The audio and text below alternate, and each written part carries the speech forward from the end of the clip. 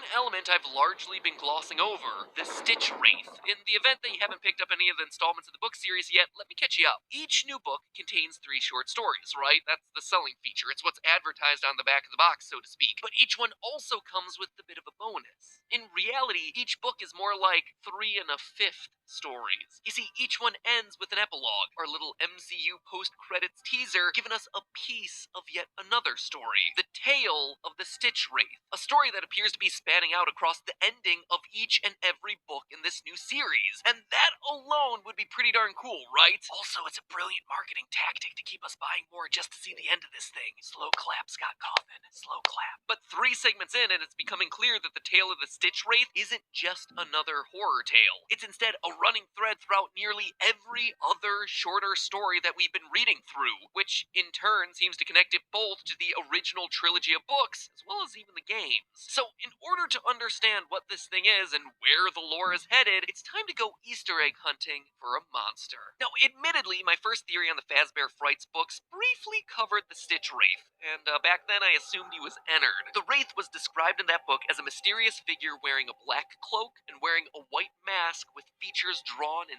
thick black marker. The description specifically calls out his 2 eyes, one of which appears to be blacked out, a big toothy grin with blood around the mouth, and a limping or shambling walk. White mask, blacked out eye.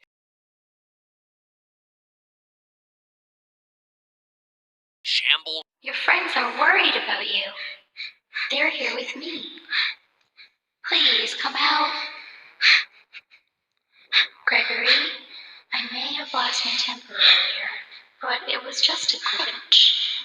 It won't happen again.